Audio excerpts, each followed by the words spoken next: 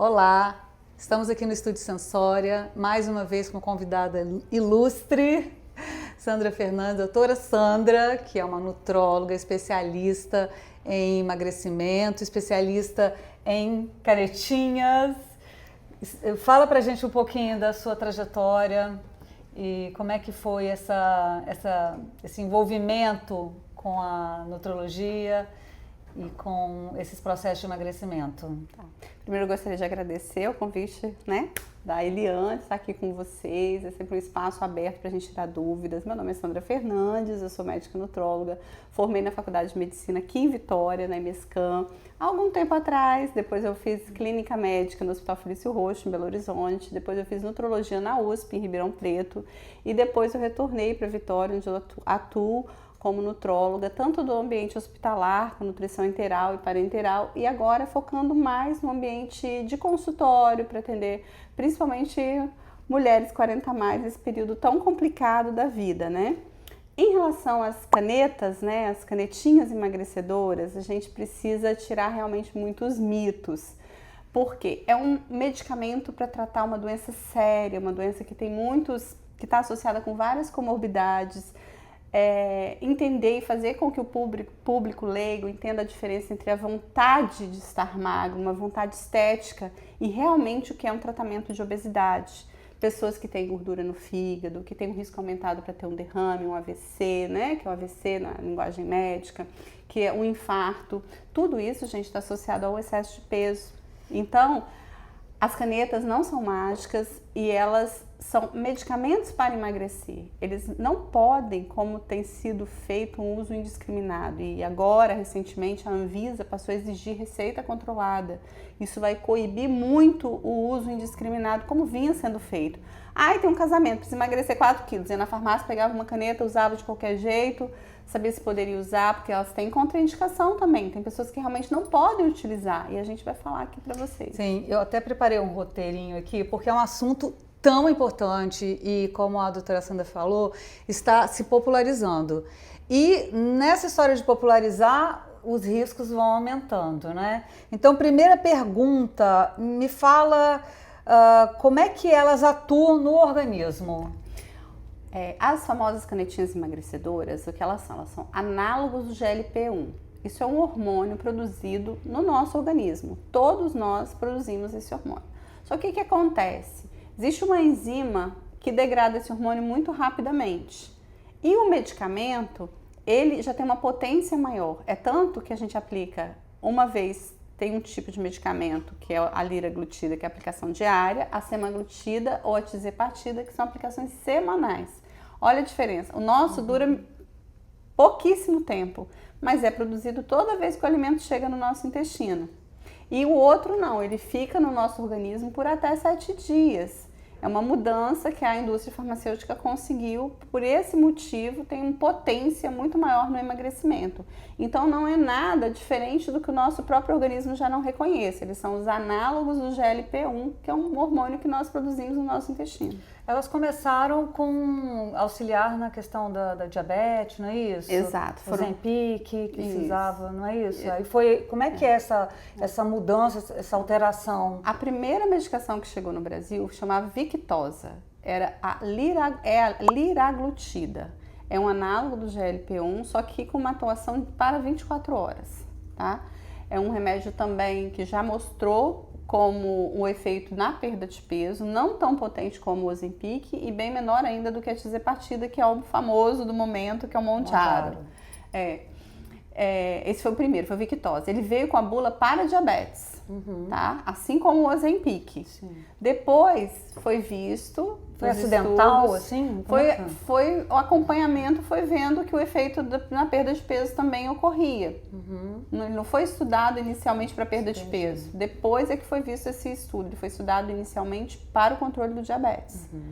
E depois chegou o Saxenda, que ia até uma dose mais elevada do que o Victoza.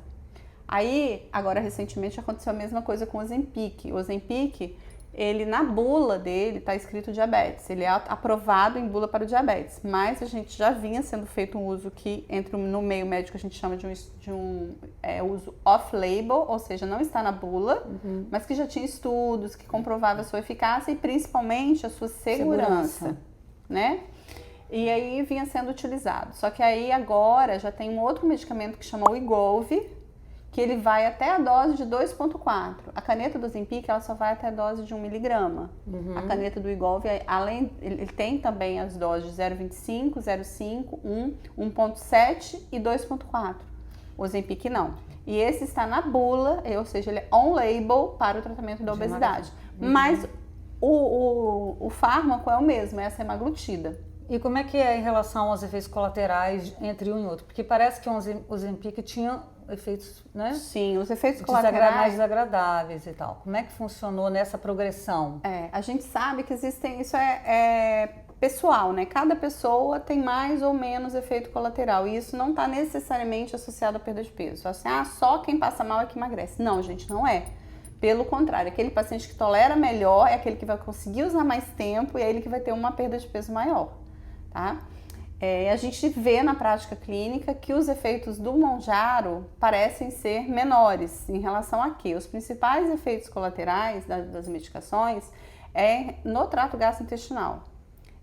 Constipação intestinal, refluxo, azia, tudo isso pode acontecer.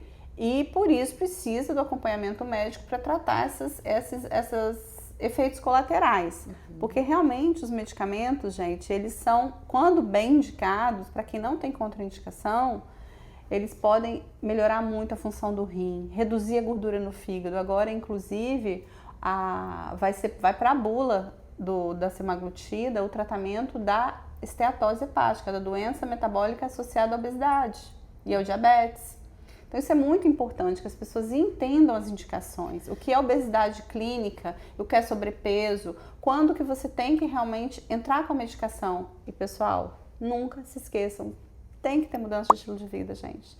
Tem que ter atividade física, você tem que cortar, reeducar, fazer uma alimentação equilibrada. Não adianta colocar tudo na conta da medicação. O medicamento ele é fantástico, são medicamentos seguros sim, né?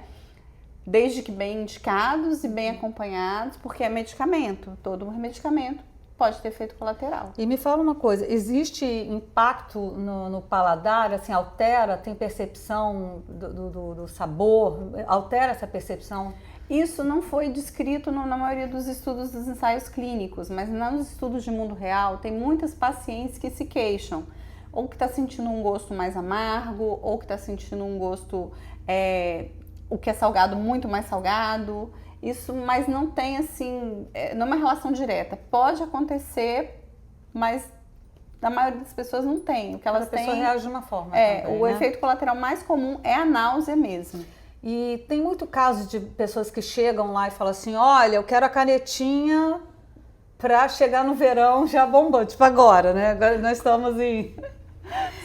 Setembro, já janeirão, assim, com 20 quilos a menos. Como é que é isso? A gente tem que controlar essa ansiedade, como eu falei, esse desejo social de ser magro, de ser bem aceito, essa cobrança, principalmente entre nós mulheres, né? Sim. E fazer com que a pessoa entenda um estilo de vida saudável.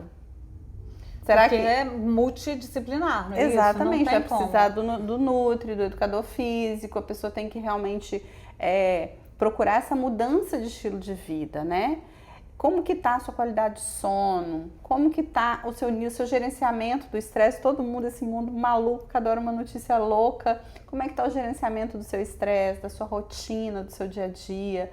Tem que gerenciar o estresse e para isso tem que meditação, atividade física, N situações que vão te ajudar a gerenciar o estresse, porque não tem como sair e não ter estresse, né? E aí vem aquela pergunta, tem gente que, por exemplo, que tá com sobrepeso e que quer fazer uma dieta e resolver rápido, não é isso? E tem gente que está magro, muitas vezes, e quer usar a canetinha. Como é que é essa relação de peso e utilização? O que você fala sobre isso? A gente precisa, primeiro, classificar o paciente, né? O IMC ele é um dado isolado que que é o IMC, que todo mundo fala? É o índice de massa corporal.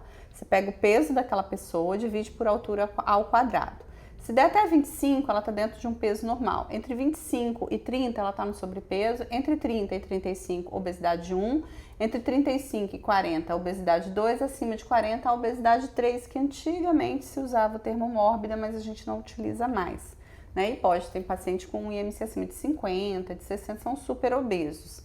Mas, enfim, primeiro é classificar essa pessoa quanto ao IMC, mas isso não diz muita coisa. Por quê? Porque você pode ter uma pessoa que tem um IMC de 30 e que o percentual de massa magra dela é muito maior do que o de massa gorda, e essa pessoa não é obesa, porque a definição de obesidade é percentual de gordura corporal. Né? Às vezes você tem uma pessoa com IMC bem baixo, mas quando você faz uma avaliação de composição corporal, que o método mais utilizado é a bioimpedanciometria.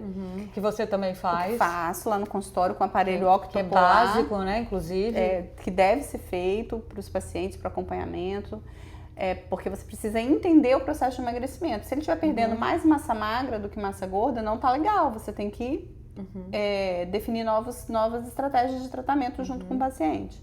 Então você faz a bioimpedanciometria. Às vezes você tem uma pessoa com IMC ali de 26, mas com percentual de gordura corporal de 45, 50. Às vezes essa pessoa já vai precisar de uma medicação, ou de 27. Então, hoje as sociedades médicas classificam em obesidade pré-clínica e obesidade clínica. Então, para a pessoa ser classificada como obesa, ela tem basicamente pelo IMC ainda. Acima de 30, ela é considerada obesa. Mas ela pode já ter um percentual de gordura corporal muito elevado, mesmo com IMC abaixo de 30. E aí, se ela já tem uma hemoglobina glicada, um aumento de glicose, uma gordura no fígado, você tem outros critérios para indicar os análogos do GLP-1 ou o análogo dual, que é o GLP-1 mais o GIP, que é a tirzepatida. Entendi. E o colesterol resolve, não? Colesterol, com a perda de peso, eles não são específicos para o colesterol, mas com a perda de peso, como a pessoa vai comer menos, em geral ajuda, mas existem algumas pessoas que precisam receber a medicação específica, que são as simvastatina, ezetimibe. E aí, às vezes... É genético, né? O meu é genético, então não tem jeito. Aí você eu não não como como magra. Eu sou vegetariana. Então... Imagine se comesse carne. Oh, meu Deus, viu os amigos aí que querem me obrigar a comer carne? Me fala, o que você recomenda para suplementar? Porque é importante falar sobre isso, muito não é? Importante. Porque emagrece, mas e a parte nutricional? Como fica? Precisa ser acompanhada, né? Então, uma coisa muito, muito importante é bater o que a gente chama de meta proteica. Tem que ficar no mínimo acima de 1,3, o ideal é 1,5 a 1,6 gramas de proteína por quilo de peso, do peso ideal que a pessoa quer ter. Então, a vegetariana tem mais problema. Um pouquinho mais de dificuldade, né? A gente, em geral, nessa fase do emagrecimento, principalmente com o uso das canetas, a gente orienta, assim, a suplementação com whey protein. E tem os whey veganos também, para quem não consome nada de origem animal. Então, o whey é seguro, você recomenda? Seguro, de uma boa marca, que não seja aí, né? Tem que ser de uma marca segura. Então, seguir o que a sua nutricionista ou seu médico nutrólogo te indicam. Sim. E acompanhamento psicológico, você acha importante também dentro dessa multidisciplinaridade? A gente sempre recomenda, né? Eu acho que o psicólogo, ele é um profissional que hoje é mais do que indispensável. No processo do emagrecimento, essa questão da relação que as pessoas desenvolvem com a comida. O que eu tô comendo, né? Tô comendo a minha fome, eu tô comendo para matar a minha fome, tô comendo a minha dor, tô comendo o meu vazio, tô comendo o meu desejo, tô comendo para comemorar. Por quê? Né? Como que a gente trabalha essa questão de saciedade, saciação e vontade do comer? A gente tem algumas técnicas cognitivas comportamentais para utilizar, e aí o psicólogo é o profissional ideal para atuar junto com a gente aí, com certeza. Você deve ter já visto muitos casos, inclusive, das pessoas terem essa dificuldade na hora de se olhar no espelho, porque também tem essa relação, não é? Da pessoa ter essa distorção da imagem dentro da alimentação, desse processo de emagrecimento.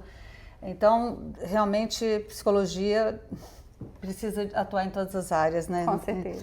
E me fala uma coisa.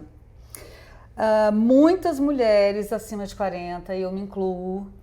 Nossa. É uma dificuldade absurda depois, principalmente depois da menopausa, que parece que absolutamente tudo engorda, não é? Você come um pãozinho, gente, ingênuo. Faz mal a ninguém, mas no dia seguinte você já sente que aquele pão...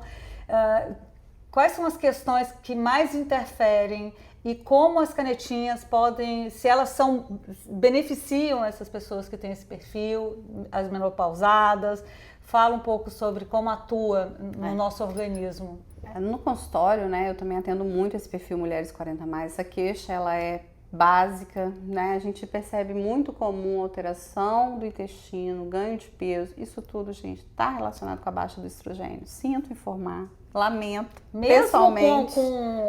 Usando o estrogênio, não resolve muito, né? Tem que fazer todo, porque às vezes está começando a terapia, né? Mas é um hormônio exógeno, nunca é 100% igual ao nosso produzido, né? A gente tem fases e fases, tem mulheres que não podem fazer a terapia de reposição hormonal, então é caso a caso, mas realmente o estrogênio, a redução do estrogênio, ele altera a flora intestinal, ele altera a questão da lipólise. O que é lipólise? A quebra da molécula de gordura. Ele favorece a lipogênese. Gênese de quê? De criação. Nascimento, elas brotam.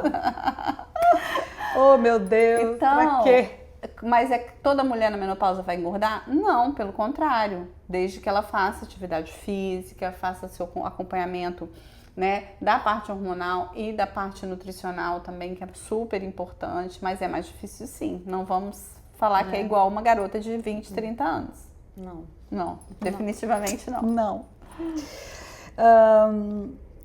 E aí, bom, você estava falando sobre essa questão das dietas e toda essa parte metabólica. Você falou uma coisa muito importante. Como que é a questão da desbiose nesse processo de emagrecimento, por exemplo? Porque é uma coisa que a gente nem imagina que as bactérias podem fazer a gente engordar. Sabia, Eliane, que existe... Que coisa absurda! Existem estudos em ratinhos, tá, pessoal? Em ratos, por enquanto é em ratos. Pegaram a flora intestinal do ratinho gordo e colocaram no ratinho magro e o ratinho magro engordou. Tem as bactériazinhas do gordinho. Exatamente. A gente sabe que essa desbiose, que é o quê? São as bactérias do nosso intestino promovendo a liberação de toxinas e endotoxinas que dizem lá no seu cérebro: eu quero mais açúcar, eu quero mais doce. É uma coisa louca que ainda tem muito para ser descoberto, mas a gente sabe que isso altera no período do climatério. Tá? E existe algum teste, alguma coisa que a gente possa fazer para descobrir sobre a nossa desbiose, enfim, a nossa flora? Existem testes que você literalmente faz a coleta do material, que são as fezes, e você envia para laboratórios, e com isso eles fazem um estudo de toda a sua microbiota, que a gente chama, e vão sugerir a reposição de probióticos que a gente deve fazer. Mas na prática clínica, primeiro que esse é um exame caro, não é todo mundo que está disponível para todo mundo, mas em casos muito específicos de muita sintomatologia, às vezes a gente pede. Mas pode ajudar, porque aí o médico vai poder selecionar qual tipo de lactobacilos que vai ser mais indicado para aquela pessoa. Então isso já existe, mas tem um custo. E tem algum alimento que pode contribuir para que exista essa desbiose, comprovadamente? O melhor tratamento é a reeducação alimentar, né? E hoje, quais os que mais favorecem uma microbiota, ou digamos assim, as bactérias ruins? Os industrializados, gente. O excesso de álcool, a falta de atividade física, de novo falando aqui, porque o exercício físico tem um efeito, tá até dentro do, né, fazendo o intestino funcionar melhor, enfim, tudo mais. E os industrializados, eles promovem o crescimento das bactérias ruins, o excesso de gordura, o excesso de açúcar, refrigerantes, né? Às vezes a pessoa fala assim, mas eu não tomo mais, né, um refrigerante com açúcar. já fez alguma coisa, mas continua tomando todos os dias, não é que, gente, está proibido, nada é proibido. Você não pode fazer do alimento industrializado uma rotina na sua vida. Você não pode consumir refrigerante todos os dias, assim como você não deve consumir álcool todos os dias, né? Já aquela meta de que você pode consumir uma xícara de... Uma xícara não, desculpem. Uma taça de vinho todos os dias. Hoje já se discute até isso. Que é muito melhor você receber esses flavonoides, esses antioxidantes, que o vinho... E é só o vinho tinto, o branco não. Os antioxidantes na forma do alimento. Da fruta. Da fruta, né? Dali do suco de uva concentrado. Enfim, são outras situações. E isso tudo mexe com o intestino. Se você consome muito alimento industrializado, vai ter um aumento das bactérias ruins. As bactérias ruins, elas, além de constipação ou diarreia, elas ajudam a promover um ganho de peso. Tem vários estudos na literatura que mostram isso. As próprias canetinhas, né, os análogos, gosto de chamar de caneta, né, os análogos do GLP-1, o que elas também podem alterar essa microbiota. E aí também a gente precisa fazer uma reposição com probióticos. Às vezes o paciente está com o intestino tão alterado que eu tenho que tratar primeiro. Esse intestino, isso acontece com frequência no consultório. Mulheres que chegam a falar que ficam 7 até 10 dias sem evacuar. Né? Mas eu escuto isso. Meu Deus, como então, consegue, meu Deus. E a gente sabe que um efeito colateral dos análogos, das canetinhas, é constipação. Então, se eu coloco a caneta em cima de alguém que já tem uma constipação, eu posso promover até um quadro grave dela precisar ir para um hospital, fazer um tratamento, uma lavagem, enfim. Então, tem que tratar primeiro esse quadro intestinal antes de iniciar. São várias coisas que precisam ser estudadas no paciente. Se tem cálculo na vesícula, tem que corrigir primeiro, coisas que podem desencadear complicações. Você vai dizer, foi a caneta que fez mal. Não, você já tinha um problema e você usou por conta própria e não foi detectado. Então, existe uma rotina, por exemplo, de exames antes, porque agora todo mundo compra e tá tudo certo. Agora, sim, agora ficou um pouquinho mais difícil, né? Mas tem os canaizinhos aí que as pessoas acessam, as pessoas acessam, mas a gente não recomenda. Por quê? Por exemplo, você tem histórico de câncer de tireoide na sua família? Pode ser que você não possa usar. Você tem histórico de constipação grave? Tem que tratar isso primeiro. Você sabe se você tem algum cálculo na vesícula? Tem que investigar isso. Tem que fazer uma anamnese séria, né? Uma anamnese, os exames todos, laboratoriais. Né? Para que você faça o tratamento com segurança. Mas as pessoas levam isso muito no oba-oba. Tá emagrecendo, a minha amiga tá usando, eu quero usar, todo mundo quer usar. E agora eu já vi pessoas usando e não tendo resultado. Tem os não respondedores. Acontece. Pessoas jovens. Sim, acontece. Acontece isso, né? Isso deve ser também uma frustração, porque não é um tratamento barato, acessível, né? Não é.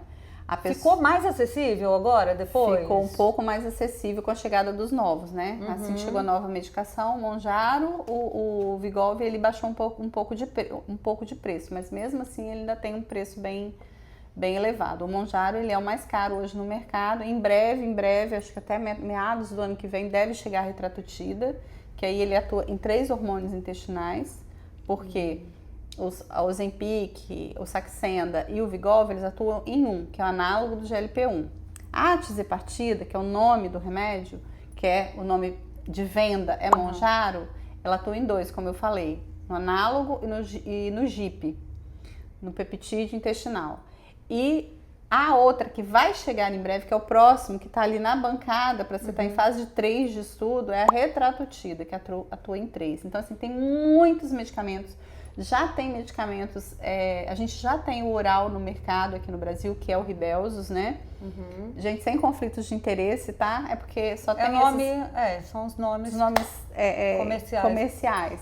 Mas não sou speaker de laboratório, então tenho que declarar que eu não tenho conflito de interesse.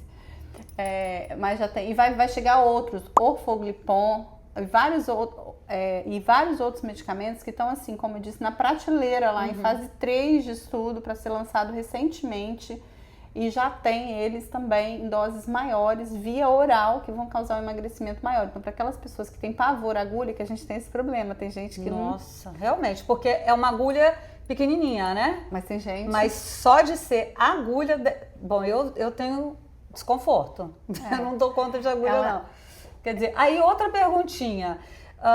Como é que ele atua sistemicamente? Por exemplo, quem tem uma pochetinha, uma barriguinha, é bacana também? Funciona para gordura localizada? Não. Ele é tratamento, ele não é uma enzima que vai que atua ali degradar naquela localmente. localmente. Não. Ele tem uma ação sistêmica.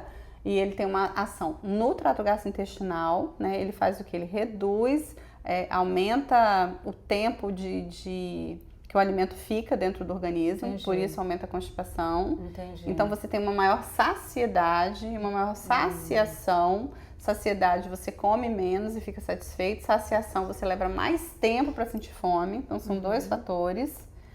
E ele vai lá no cérebro mesmo e bloqueia, você sente menos fome. Realmente.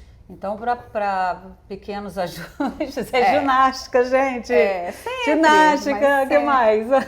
A lipo. Aí é caso a caso, é outro porque tem gente que quer usar para efeito estético, meramente estético, e acha que... É melhor procurar uma drenagem linfática. Uma drenagem, tem outros especialistas, gente, né? Nada contra essa pessoa. E aí me fala, quem está buscando, a gente já falou sobre isso e tal, mas para fechar aqui, fala um pouquinho do emagrecimento saudável, de verdade, aquele que vai proporcionar um conforto maior. Quem você acha que realmente deve usar, né? E como usar com responsabilidade, Sim, acho além que o do que a gente ponto, já falou.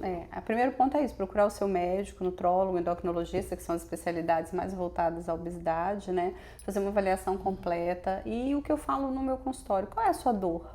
Em que posso te ajudar? O que está te incomodando? Né? E em cima do que o meu paciente diz, da dor desse paciente, eu tento usar todo o meu conhecimento científico. Explicar para ele que a mudança do estilo de vida, que a atividade física não é só para diminuir o peso na balança, é para mudar a composição corporal. É para ele, eu brinco com os meus pacientes, até porque eu também atendo idosos, é para carregar sacolinha de supermercado com 80 anos, é para ter independência, é o músculo que faz isso. Se vocês acham que tem que fazer só a poupança financeira para envelhecer, gente, a principal poupança que a gente tem que fazer é a poupança muscular. E sabe onde que a gente consegue fazer isso? Fazendo academia, musculação. E uma boa alimentação com adequada oferta proteica. Então esse é um ponto muito importante. E durante o tratamento, esclarecer para as pessoas que o uso da medicação, quando indicada, e eu tenho vários pacientes, como eu falei, com gordura no fígado, pessoas que já tiveram problemas cardíacos, pessoas que já são diabéticas. E com o uso da medicação e com o emagrecimento, a gente pega um pré-diabético e transforma ele de novo numa pessoa sem pré-diabetes. Uma perguntinha, tem idade limite? Por exemplo, você falou que atende idosos. Tem idade. Não, para adultos, assim, uso acima de 80 anos, tem que avaliar muito o risco-benefício, mas até lá não tem assim, nem por bula, não tem uma contraindicação. Crianças acima de 12 anos está autorizado o uso da semaglutida. O Mounjaro ainda não. Está acontecendo em São Paulo com um congresso, que esse ano não fui, e que lá um colega apresentou o STEP Young, é um estudo que está estudando as medicações para o uso nas crianças, que talvez seja liberada a semaglutida acima de 6, estão em estudo isso aí ainda, e a tizepartida, que é o Mounjaro, acima de 10 anos. Mas hoje no Brasil, quais medicações são on-label para o tratamento da obesidade infantil acima de 12 anos? A liraglutida e a semaglutida, esses dois podem ser utilizados nas crianças com obesidade grave, não é qualquer obesidade. Quando para de tomar, como é que é isso?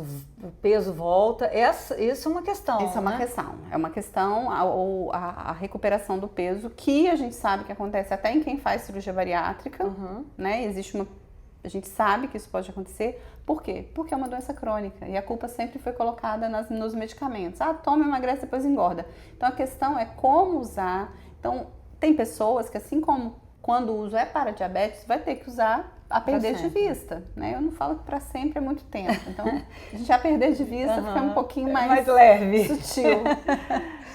As pessoas, com o tempo, a gente chama do endpoint do peso, né? O corpo ele tem que entender que aquele é o seu novo peso, senão a tendência é voltar para o peso anterior. E os estudos mostram isso. O gasto energético ele rebaixa. Com a mesma dieta que você te fazia emagrecer, você não emagrece mais. E é por isso que às vezes precisa fazer uma dieta com menos caloria ainda e aí precisa suplementar micronutrientes, porque senão vai ter perda de cabelo, vai perder massa magra. Então, assim, não é uma coisa tão fácil quanto parece. Não é só comer menos e gastar mais. Tem gente que mesmo a depender da fase da vida, mesmo comendo menos e fazendo mais exercício, fica estagnado, perde 4, 5 quilos e não passa dali. E isso é provado. Vicia? Tem. Esse termo de vício... Vicia, você cria uma dependência? Ele não vai causar uma dependência química, entendeu? Mas emocional, digamos assim, né? Porque... Não, tem gente que realmente vai precisar utilizar, porque tem uma doença grave. Os obesos mais graves e tal, você acha que é um incentivo, por exemplo? Ah, com certeza. Eu vi ontem, até foi na rede social, a Prefeitura de Cuiabá está fazendo um programa, eles vão selecionar 150 obesos, vão fornecer tirzepatida, um manjaro para esse grupo, mas antes, durante o primeiro mês inteiro, eles vão ficar só com dieta e atividade física.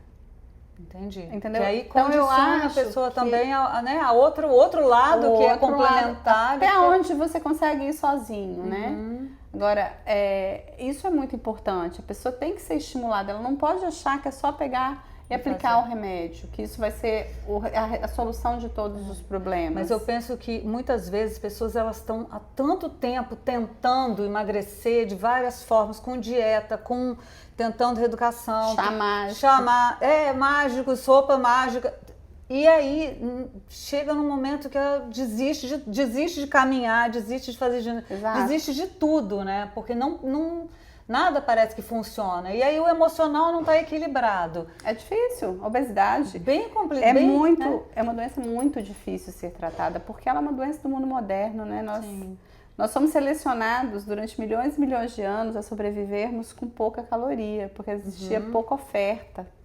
E hoje a oferta ela é muito disponível. E é claro que os mais adaptados ao meio anterior, eram aqueles que sobreviviam com menos caloria. E hoje a gente tem uma quantidade de calorias absurda. Fora isso, a gente tem vários outros fatores envolvidos, como o estresse, como eu falei, que aumenta o cortisol bloqueia a via de emagrecimento. Então, assim, é um mundo obesogênico, como diria um professor meu. Então, gente, não tem jeito. Vamos cuidar da cabeça, do corpo, não é? De tudo que possa... As canetinhas não são mágicas. Não são mágicas. Vamos esquecer, porque não é o termo ideal. Não existe mágica. Existe comprometimento, responsabilidade, né? Autoconhecimento, né? Enfim, então... agradeço imensamente. Eu que agradeço. Porque, olha, é um assunto tão interessante. A gente fala de imagem, mas a gente às vezes esquece, ou a gente precisa relembrar que o tema imagem, ele está ligado à saúde. Não adianta querer ser bonito e tal, e você não ter consciência de tudo que a gente precisa fazer para estar conectado com a nossa melhor versão, como falam, né? Não tem como você dissociar a saúde física e mental, né, de uma imagem bem resolvida. Então, agradeço, acho que poderia ficar o dia inteiro aqui falando. E a gente vai colocar o seu endereço também lá no nosso YouTube. E a doutora Sandra está disponível também para atendimentos. Muito obrigada, Sandra. Eu que agradeço. Adorei. Eu também. Gente, por favor, se vocês querem mais conteúdos como esse, vai lá e clica lá no sininho, se inscrevam, compartilhem. São informações importantes para todo mundo, né? A gente vive num mundo onde a gente depende da informação de qualidade. Então a gente está aqui nesse compromisso de levar informação de qualidade para as pessoas. Obrigada, até a próxima.